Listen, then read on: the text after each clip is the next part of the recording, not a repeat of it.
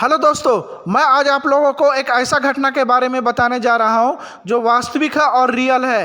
Tiger ने एक बार मेरे पर हमला कर दिया था जंगल में। मैंने भेड़ चराने के लिए गया था।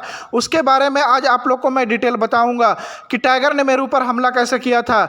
मैं अपने घर में भेड़ को घास खिला रहा था कि सब कुछ अच्छा था और मेरे घर में 2 नौकर थे। नौकर लोग बीमार हो गए थे। वो लोग हॉस्पिटल डॉक्टर के पास गए थे कि भेड़ चराने के लिए मेरे को जाना था। मैंने सारा भेड़ लिया और जंगल की तरफ मैं चराने के लिए निकल पड़ा।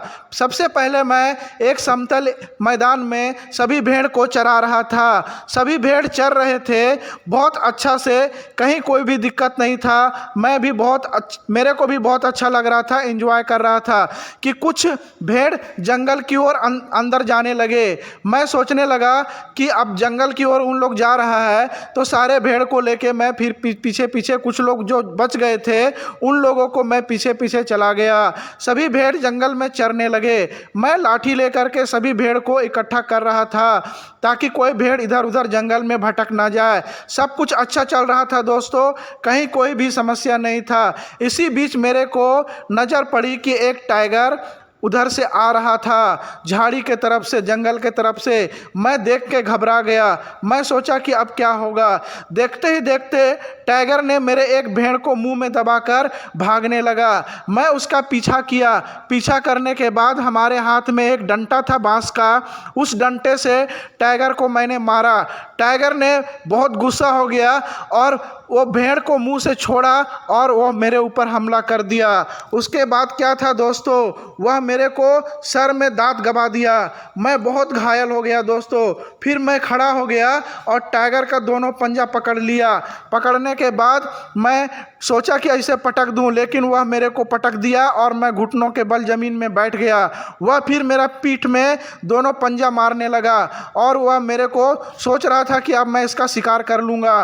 फिर उसने मेरे को गर्दन में काटने लगा। मेरा गर्दन से पूरा ब्लीडिंग होने लगा और मैं घबरा गया। मेरे पूरे कपड़े फट गए थे और पूरा मिट्टी लग गया था और मैं बहुत घबरा रहा था। मेरे को बहुत टेंशन हो रहा था दोस्तों। उसके बाद मैं ज़मीन में पूरा गिर गया। देखते ही देखते एक और टाइगर आ गया दोस्तों। मैं तो डर गया और मैं सोचने लगा कि अब आज मैं मर जाएगा, अब मेरे को कोई नहीं बचाएगा। मैं बहुत घबरा गया था। अब मैं सोचा कि अब क्या किया जाए। इसी बीच एक टाइगर को मैंने दोनों पंजा पकड़ के उसे ज़मीन में ज़ोर से पटका। उसके बाद एक टाइगर ने देखा कि उसे पटक दिया है तो दूसरा टाइगर ने वहाँ से भाग गया।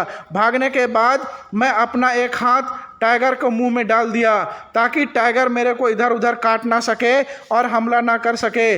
टाइगर ने अपना दांत मेरे हाथ में गवा दिया और मेरा हाथ बहुत काटने लगा। मैं पूरा दर्द से चिल्लाने लगा। उसके बाद आजू बाजू में जो भी लोग थे जो भेड़ चराने के लिए गए हुए थे वे लोग सब मेरा आवाज़ सुन लिए। सुनने के बाद वो लोग सभी अपना लाठी लेकर के आए और टाइगर को भगाने लगे। टाइगर भाग नहीं रहा था, बहुत वो निडर था। उसके बाद उन लोगों ने टाइगर को कम से कम 2-4 लाठी मारा। टाइगर ने फिर भागा। भागने के बाद मैं बहुत घायल हो गया था दोस्तों।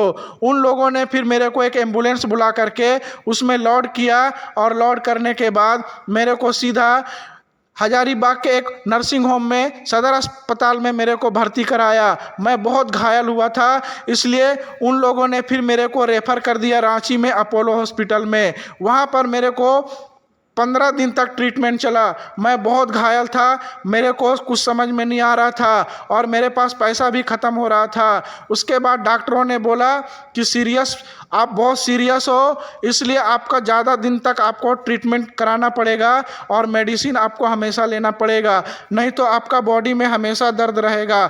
मेरे पूरे कपड़े फटे हुए थे और मिट्टी लगा हुआ था। वहाँ के डॉक्टरों ने मेरे को बहुत देखभाल किया और मेरे को सुबह शाम उन लोगों ने अच्छा से इलाज किया और ट्रीटमेंट दिया। तब जाके दोस्तों मेरे को कुछ अच्छा मैं हुआ। होने के बाद मेरा नाक में ऑक्सीजन लगा हुआ रहा और उन लोग मेरे को हमेशा पानी चढ़ाते रहे। मेरे शरीर में बहुत पानी का कमी हो गया था।